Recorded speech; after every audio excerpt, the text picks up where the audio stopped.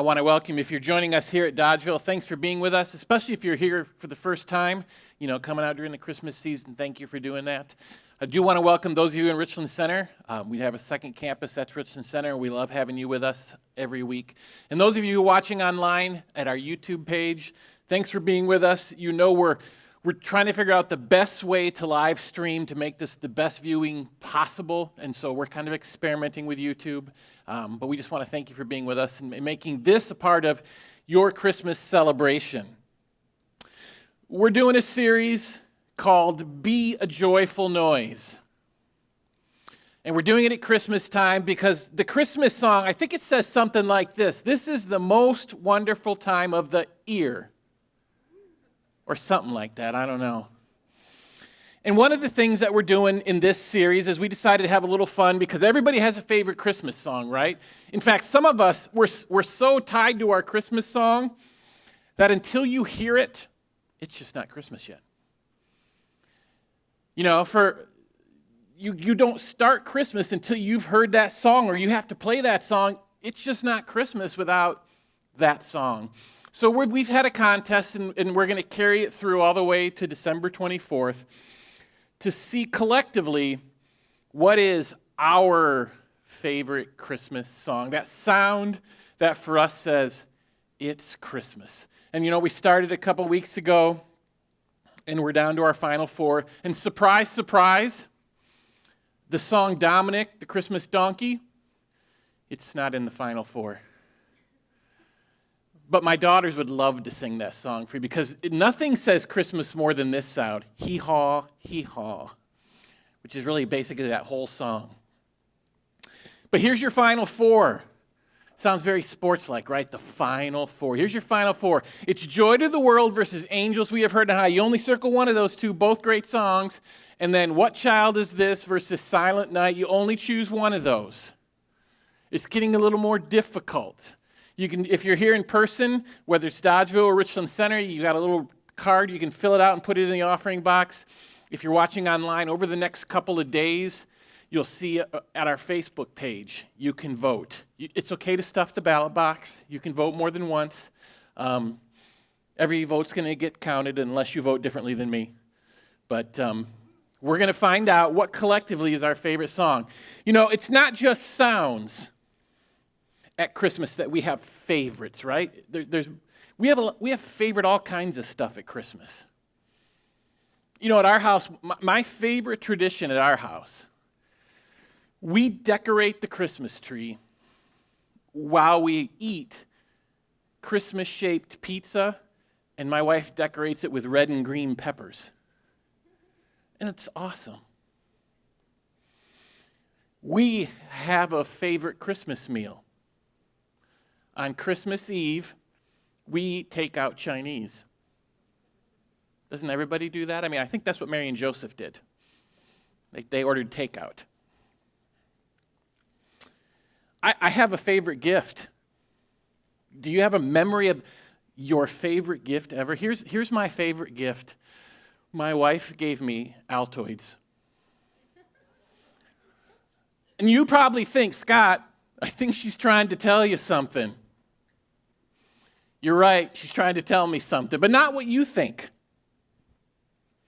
There's a whole backstory to my wife giving me Altoids, and guess what? She's going to give them to me this year. I'm pretty sure, I'm pretty hopeful, and it's not what you think. The first time she gave me Altoids, it meant so much to me, I left the room and I cried. Wouldn't you just love to know what that's all about? I'm not telling you. That was going to be the best gift I get this year. Ever since she's done it, Altoids from my wife is the best gift. Favorite movie? You got a favorite movie? Besides Die Hard, because that is a Christmas movie. Some of you are like, what is he talking about? Without a doubt, my favorite Christmas movie, it's The Grinch. I like this ornament. If my daughters, if they had $1 for every time I made them watch The Grinch, the original one, the half-hour one, not the we'd be rich and they'd have college paid for. I watched The Grinch in July because it's just great. We have favorites. So here's a question for you.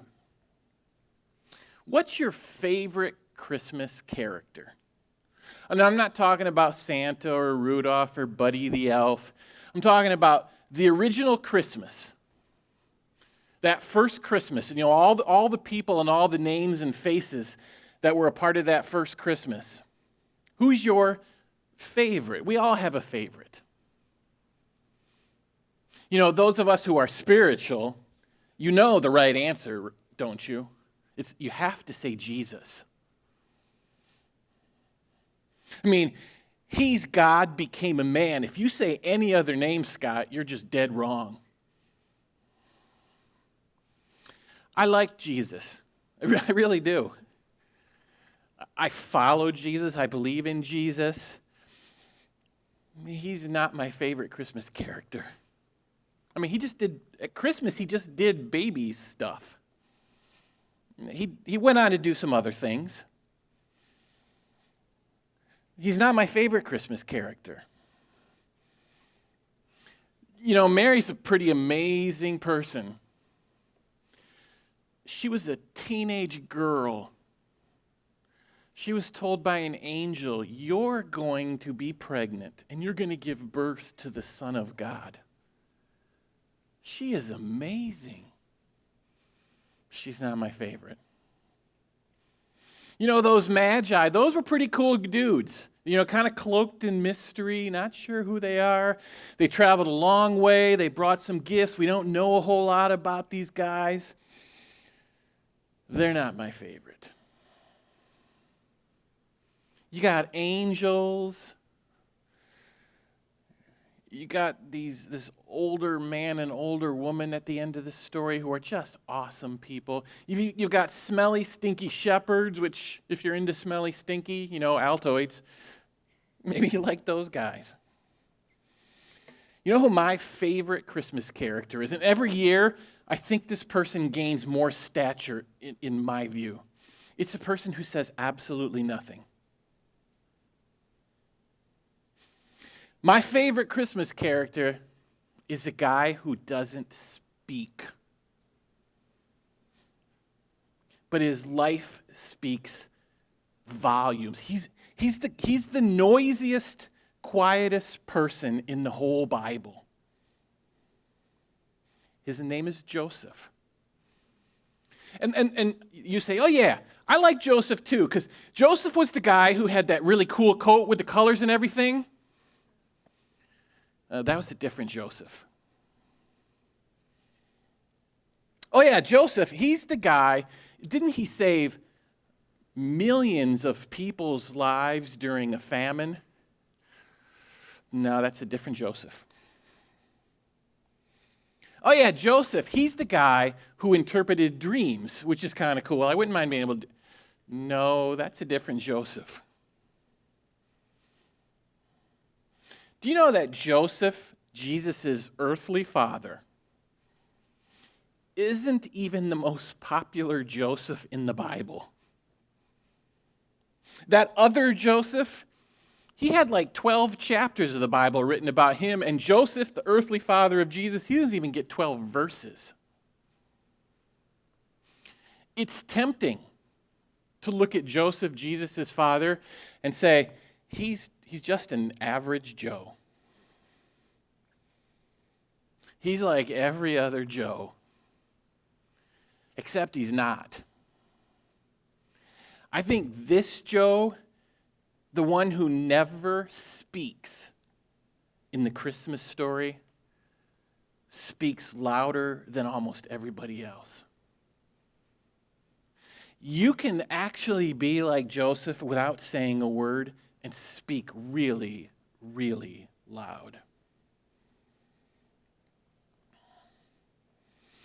We don't know a lot about Joseph because he's not the one with the coat. He's not the one who he had a dream, but he didn't interpret dreams. He doesn't save millions of people's lives. He doesn't rise. That's not his story. You know, we're told he's a carpenter, at least we think we're told that, but that original word that we translate carpenter, it's really more of a general term for a handyman. He may have worked with stone. We really don't even know what he did. There's really one thing we know about this guy. One thing we know for sure. He was dirt poor. Here's how we know that, because in Luke 2:22, when he takes his son Jesus, when they take to dedicate him at the temple, this is what happens. When the time came for their purification, according to the law of Moses, they brought him up to Jerusalem to present him to the Lord. That's Jesus they brought.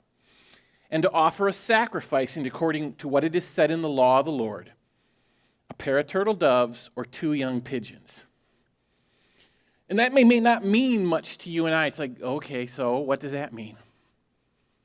In the law of God, based on your status and how much wealth you had, you brought a different gift for your child. If you were poor, if you were the poorest of the poor, you brought 2 turtle doves or 2 pigeons. Here's what we know about Joseph, the earthly father of Jesus. We know for certain the guy was poor. But we also know something else. Joseph was poor and he gave. He's a giver. And you know, those 2 words, when you think about it, poor and giving, we don't usually put them together. Here's what you can learn from the story of Joseph. You know, the greatest gift on that first Christmas was undoubtedly the gift of Jesus. But you know what? The second best gift given, it was not gold, it was not frankincense, it was not myrrh. I think the second best gift giver at the first Christmas was Joseph. And you and I should learn a lot from the fact that God would give his son, because he's that good of a giver. But somewhere below him is Joseph. And before we kind of get up to where God gives, maybe we could take a step and give the way Joseph gave. Here's the first thing that Joseph gave that I think you and I could give. He gave the gift of thought. What's that, Scott? What do you mean he gave the gift of thought? Before we look at this story, here's what I want you to remember. A lot of us have heard the Christmas story several times, and we know the end of the story. We know how it's going to work out. You know, Jesus is going to be born. And there's going to be these people who visit. And we know the end of the story. And so we don't feel shock anymore at this story. We feel good and warm and fuzzy about the story, but there's parts of this story that honestly, they're not warm and fuzzy. They're painful. You're supposed to be angry. So imagine if you didn't know the story. You didn't know how it was going to turn out. And somehow you and I were kind of put back into the story. And this is the place, Matthew 1:18, where we get stuck in the story. Now, the birth of Jesus Christ took place in this way. When his mother Mary had been betrothed to Joseph, before they came together, she was found to be with a child from the Holy Spirit. So guys in the room, I'll ask this, and guys who are watching, you're about to get married. And you love this woman. And you've got those dreams, you know, like every couple does before they're married. We're going to have this kind of house. We're going to have a white picket fence. And we're going to have 2.5 children. And it's going to be great and wonderful. And you find out she's pregnant. And there's only one thing you know about her pregnancy for sure. You're not the father. You walk through town. Could be him, maybe him, maybe him. I know it's not me. Beyond a shadow of a doubt, I'm not the father. So what do you feel, guys? I bet some of us feel angry. I bet some of us feel betrayed, hurt. We want to know who the guy is. We don't ever want to talk to her again. We want to yell at her. We want to scream at her. We want to have nothing to do with her. We want to let everybody else know what she did. We want to post it on Facebook. I bet you feel all those things. And I bet Joseph felt all those things because he didn't know the end of the story. That's what his story was. The one I love, my bride, is pregnant, and the only thing I know, I'm not the father. And look what he did in Matthew 1:19 and 20. Her husband, being a just man and unwilling to put her to shame, resolved to divorce her quietly. But as he considered these things. So here's what Joseph's options, at least in that culture, were. Obviously, we live in a different time and place. He had some options what to do with a bride who is pregnant and he's not the father. He could have had her publicly stoned. And if I were in his sandals, I might have wanted to throw the first stone. He could have had a public kind of meeting and brought her out and read the reasons why I'm divorcing you. You want to know why? Here's why I'm divorcing her. Let me tell you what she did. But there's two words in this passage. He resolved, he considered. In other words, he put some thought into this.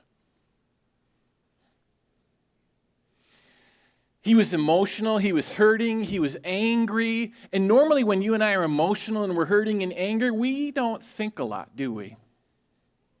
We just kind of lash out. He thought, he considered, he wondered, he thought. You know, we live in a knee-jerk culture, don't we? We look and we see something, and we sometimes think, I know the whole story. You know, we see the mom at the store with the kids who are acting up, and we know for sure, bad parenting. We see our neighbors buy another new car, and we know for sure, selfish and materialistic. We see the old man who seems to always have a scowl on his face. He's just grumpy. When really what's going on is the kids miss dad who's overseas in the armed forces. That new car, it's really an attempt to mend a marriage that's broken. And that grumpy old man, he really misses his wife of 57 years. You know, a lot of us, we're victims of someone jumping to conclusions about us, right? I mean, I bet you we all could tell a story. There was a time that someone who looked at my life and they didn't know the story, but they made some assumptions about me. They made some conclusions, and those things really hurt. But we do the same thing to other people. Joseph took some time to think, to ponder. He considered. How often do you and I just jump to the conclusion? We say something, we do something because we think we know the story. We think we know what's going on. I know it's because she's a bad parent. I know it's because they're material. I know it's because he's just a grumpy old man. You know what is countercultural in the year 2020? What's completely different? And our lives would be really loud and noisy if we did this. What if we took some time to think? When we looked at other people's lives and other people's stories, we didn't jump to the worst possible conclusion. What if we didn't assume that our spouse did this because or our kids did this because, or our neighbors because? What if we just thought? Our lives would be noisy, I think, if we did some crazy things. And here's 3 crazy things that you and I could do. What if you and I considered before correcting? Instead of looking at each other's life and you need to change that. I can clearly see that you should. What if we considered before correcting? What if I thought before labeling? I know what you're like. What if I pondered before punishing? Maybe there's more to this story than I know. Even when it hurts, even when you're angry, even when you're emotional like Joseph was, because you get angry and you get hurt and you get emotional when you think your bride is pregnant by anybody other on the planet except for you. What if we gave the gift of thinking? How much different would our worlds be if we thought before responding? He gave another gift. He gave the gift of mercy. And remember, when this happened to Joseph, he didn't have the end of the story. He hadn't had an angel come to him and give him the details. And by the way, if I were in his sandals, even after I got the details from the angel, I'm not sure I would have believed it. You know, it's interesting. In the story, Joseph finds out that Mary is pregnant. And then it says a little later on that when he was asleep, he had a dream and he found out the details. Well, if you find out that your fiance is pregnant and you're not the father, I'm pretty sure he didn't say, I'm going to go take a nap now. I'm guessing there were a few days where he had sleepless nights before he ever got that news. You don't find out that your bride is pregnant and I think I'll go sleep, a real good sound sleep now. I think there were days before he finally fell asleep long enough to find out what's going on. But in that meantime, he gave her mercy. Because in Matthew 1:19, look at the phrase here. He was unwilling to put her to shame. He resolved to divorce her quietly.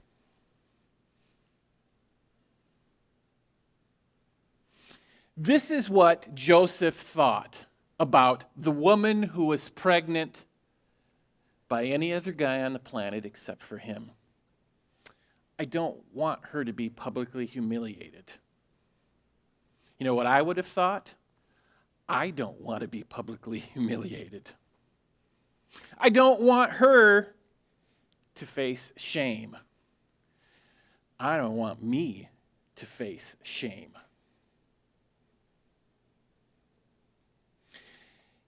He thought, how can I do this best for her when I think she's done something really terrible to me? That's mercy. Mercy isn't, I'm going to wait until you apologize 47 times for what you did, and then I'll talk to you again. Until you tell me how wonderful I am and how despicable you are and what you did was wrong, then I'll forgive you. That's not mercy. You know what mercy is? Mercy is when you show it. It's what you show to the other person when they're wrong.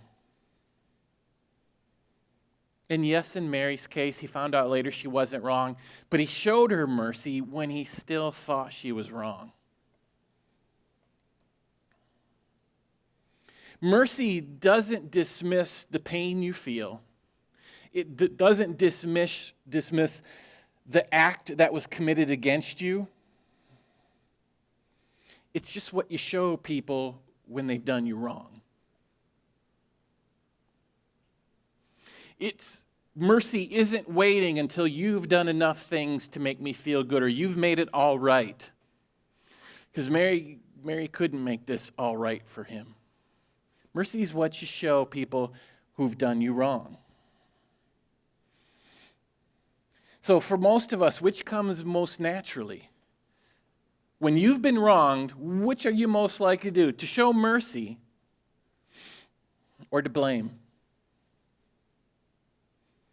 To tell others what do you know what he did to me? You know what she did?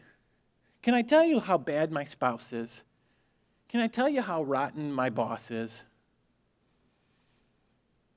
Mercy doesn't come naturally. In fact, the other one, this idea of playing blame, that's what comes naturally for every single one of us. You know why it comes naturally? It's because the original mom and dad, that's exactly what they did to each other. It's what Adam and Eve did. You know, back in the garden, when God discovered that they had eaten what they weren't supposed to, he went to Adam. Adam, what have you done? You know what Adam said in Genesis 3:12?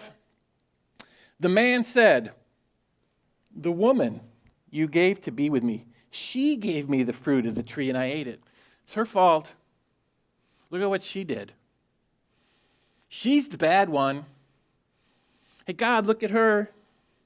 So God looked at the woman, and what did the woman do?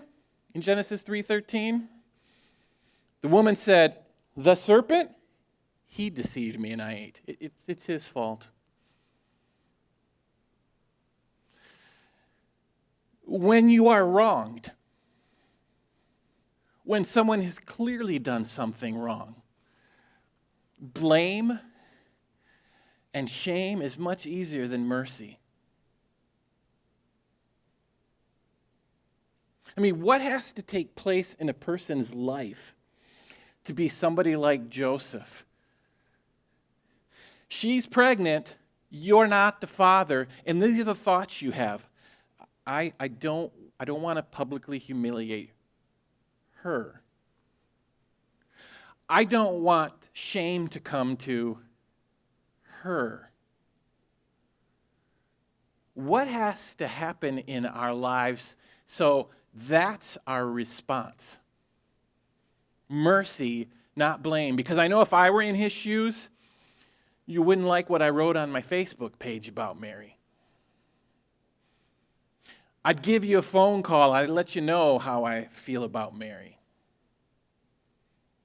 I would have done anything I could so I wouldn't be humiliated and I wouldn't feel shame, and I really wouldn't have cared what Mary felt.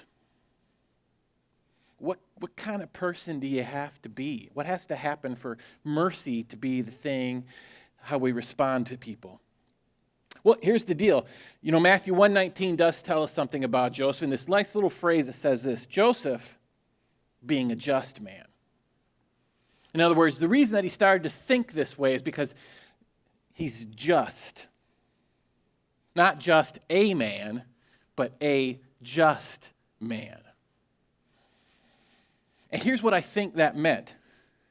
It means that Joseph not only knew things about God, because a lot of people know stuff about God, but he wanted to imitate God. He was a follower, and followers over time look more and more like the person they follow. It just kind of happens. And Joseph being a just man, I mean, his Bible was the Old Testament. So I'm sure he knew the story of who God said God was back in Exodus 34, because this is what it says there. The Lord passed before him, Moses, and proclaimed, the Lord God, a God merciful and gracious, slow to anger and abounding in steadfast love and faithfulness. So part of, I think, why Joseph was merciful is he knew God is merciful. And how could I be any less? Even when she's wrong. because God is merciful when I'm wrong. I think he knew that God isn't just merciful to you and I in isolated moments of our life. You know, some of us, we look at our lives and we think, yeah, I did that bad thing once. I did this a couple times. I did that. When we think that there's these isolated times that God has been merciful to us, that it's not really this ongoing, God is always merciful. He's always overlooking our wrongs day after day. We feel like it's isolated, right? When we do the really bad things. But I think Joseph knew this, because it would have been in his Bible. In Lamentations 3, it says this: "The steadfast love of the Lord never ceases. His mercies never come to an end. They are new every morning. Great is your faithfulness." See, there's only one way that you and I can actually be merciful to one another on an ongoing basis. There's only one way that mercy becomes a habit. And that's as you realize that on a daily basis, moment after moment after moment, God's merciful to you. And if God is merciful to me moment after moment after moment, those isolated times where you do wrong to me and I do wrong to you, then we might show some mercy.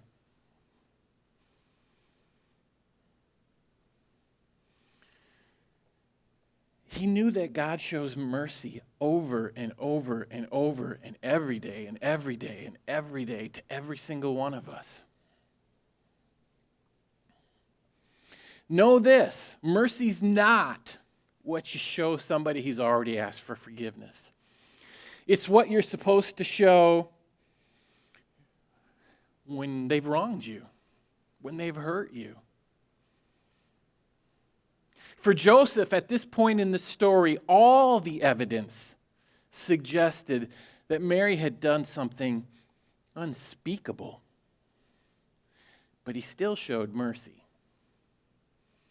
And he didn't show mercy because of Mary, it was because God has shown him mercy. And once again, this is really, it's countercultural to where you and I live, because we don't live in a culture that values mercy, do we? We value judgment. How dare you? You act differently than me, you think differently than me, you dress differently than me, you vote differently than me, you do so many things different than me, there's something wrong with you. And way too often in our culture, the loudest, most judgmental voice wins, right? The most hurtful voice seems to win. But God said it's not supposed to be like that. In fact, James 2:13 says this: mercy triumphs over judgment. Mercy's going to win. Doesn't feel like that all the time. Mercy's going to win. So here's the question to ask in light of Joseph's life.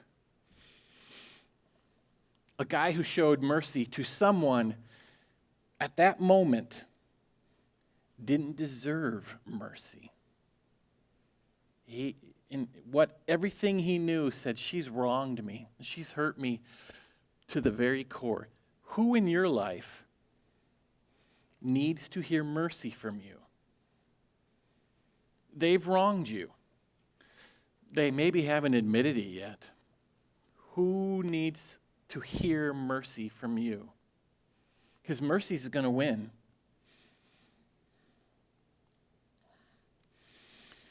So there's this curious verse in the book of Proverbs, Proverbs 18:16. It says this: a man's gift makes room for him and brings him before the great. And you know what I want to ask? The great what? Great people? What's the great? You know what the point of this verse is? Is you and I, using our gifts, it elevates us to something close to great in God's eyes.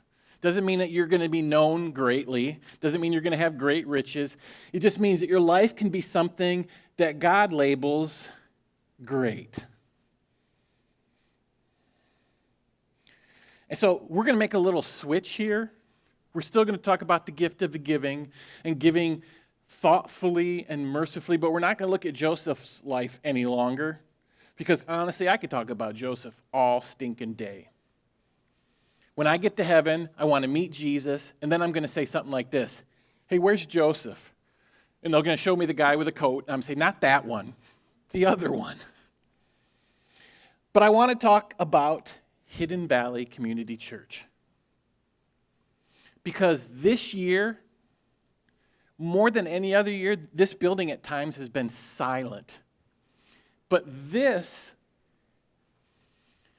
is kind of what you've done because you have thought, you gave the gift of thinking, and you've given the gift of mercy. This is not to pat ourselves on the back and to look like what we've done, but it's look at what God has done in a year where this building has been really silent for long stretches of time. You know, a few months ago, we stood up here, and each week we'd pray for some local businesses who were just opening their doors and trying to come out of this mess for them. And then we sent them a little gift, a cup of coffee, a little card so they could get a cup of coffee. It wasn't going to change everything, but it just let them know somebody cares for them. It was thoughtful what you did. If you look on the column, I guess it's you're right. If you look at and you add up all those numbers, and then you translate numbers into people, do you realize how many thousands of meals you have given people in our community? Because you gave thoughtfully and mercifully. We didn't make assumptions that the reason that these people are hungry is because of this. We just gave. The reason that these families are going through this struggle is you just gave.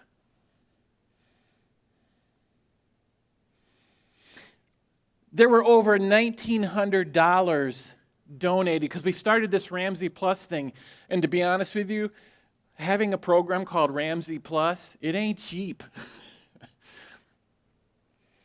But some people thought that it was important to help others learn some financial skills. We had a Swap Not Shop event, which, by the way, was the most frightening thing I've ever been a part of in my life. Because I hate shopping. But we had to set up this whole room with clothing, and I carried, along with Jim Rule, more bags of clothing than Santa has ever carried. But you know what? There was a family, and I noticed this family because I noticed families that have 3 daughters. There was a family with 3 daughters that came in here. They needed our Swap and Shop event. You could tell as mom and dad picked out, and you know, each daughter, they have their own style. So you can't use, because daughters don't do the hand-me-down thing well. Trust me on that one. Each daughter had their own style. And they got bags and bags, and by the time Dad had carried out all the bags to the car, he was jacked. And one of the daughters, and I don't know if these were Christmas boots or they were just really ugly red boots or whatever, but one of the daughters took these really ugly red boots that we had, and you should thank God for that because there's a staff member who was going to wear them in front of us at Christmas if those hadn't been gone. You should really thank God that those are gone. But you know why we did that event? Because there was people who said, let's think how we can serve. And I got to tell you, I could think for a million years, and Swap and Shop would never be the way I thought. Never. And you were merciful because You brought extra clothes when you could have taken, and you had a garage sale and made a few bucks, but you brought your extra clothes and brought them here. And there were people who actually enjoyed sorting through clothes, which is just weird. I have no idea why anybody would do that. It's because you gave. That's what you were able to give. You thought that sorting through clothes for people was helpful, and it was. It's very weird, but it was helpful. And then this year, we knew this, that when we did the Christmas baskets, which is something that's been going on at Hidden Valley for many, many years, we knew there were going to be more baskets asked for than ever in the past because our community's hurting. And there were 133 baskets asked for. And you guys took them. And now you're bringing them all back. By tomorrow, really, you better bring them all back. Here's what I really think about Hidden Valley in a year where there were times where this building was so quiet, I hated being here. That the church at Hidden Valley was really noisy at times. You sounded a lot like Joseph. Nothing was said in this building, but you said a lot in the community. And I think if Joseph were to look at those things, because Joseph doesn't say a lot, I think this is what Joseph would do.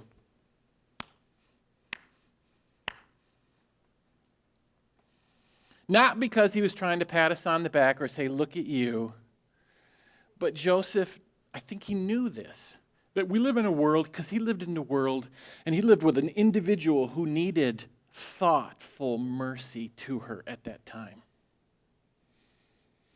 And I think that Joseph would do that, but I also think that his son, at least his earthly son, I think Jesus would actually kind of clap for us. And I think Jesus would speak because, he kind of tended to speak a little more than Joseph. I think Jesus would say something like this to you and I. You know that noise that you made in 2020? When the building was completely silent, the noise that you made, I want you to be even louder. I want you to be even more thoughtful and more merciful to the people around you. I want you to be louder. Because really, when you think about it, the story of Jesus coming to earth, the Christmas story, I told you Joseph's story is right here, but the story of Jesus, it's kind of on another level. But it's really, Christmas is a story of a God who is thoughtful and merciful. And I'm not saying God had to put a lot of time and thought into this, but somewhere in eternity, God knew this. In his brain, God said, the only way things will be right between humanity and me is if I send my son to die in their place. It was a thought. I don't know how he worked it out exactly, but he had to think that. And then the mercy came in this. When God sent his son for you and I, it's not when we did something good. It's not when we said, hey, God, I realize I'm wrong. He did it when we hadn't done anything good. He was merciful when we didn't ask for an apology, when we hadn't changed anything. Ephesians 2:4-5 says it like this, but God, being rich in mercy, because of the great love with which he loved us, even when we were dead in our trespasses, made us alive together with Christ. That idea, even when we were dead in our trespasses, in other words, we hadn't done anything to deserve mercy. And when Joseph showed mercy to Mary, there was nothing she had done yet. He hadn't heard from the angel yet. God showed you and I mercy long before we've done anything to serve him. And if you're new to Christianity, Christianity is not about you earning something from God. It's just about a merciful God who loves you, who is thoughtful enough to send his son for you. And to have a right relationship, you simply tell him that you believe he did that for you. It's that simple and that profound. And for the rest of us, this Christmas, what if you and I were as noisy as Joseph? What if we gave the gift of thought instead of knee-jerk reactions and conclusions and anger towards each other and other people? And what if we gave the gift of mercy to people who've wronged us? Joseph was the noisiest, quiet person, and you and I can be just like that. Let's pray. God, I thank you for Joseph. I really thank you for Joseph. I can't imagine what it would be like to be the earthly father of a perfect son, because you see your own faults every day. God, I thank you for him, and I thank you for what his life teaches us, not his words, but what his life. And I pray that we would be that kind of people, that our lives would be incredibly noisy because we're thoughtful and we're merciful. And God, I pray for anybody who for the first time understands that Christianity isn't about what we did. It's really about a God who is thoughtful and merciful, and you sent your son Jesus to die in our place. Lord, I pray that if there's somebody who's never done this, that they simply say something like this: God, thank you for sending Jesus. You thought enough about me. You were merciful enough to me to have him die in my place, and I believe he did that for me. God, thank you for the noise of Joseph. In Jesus' name, amen.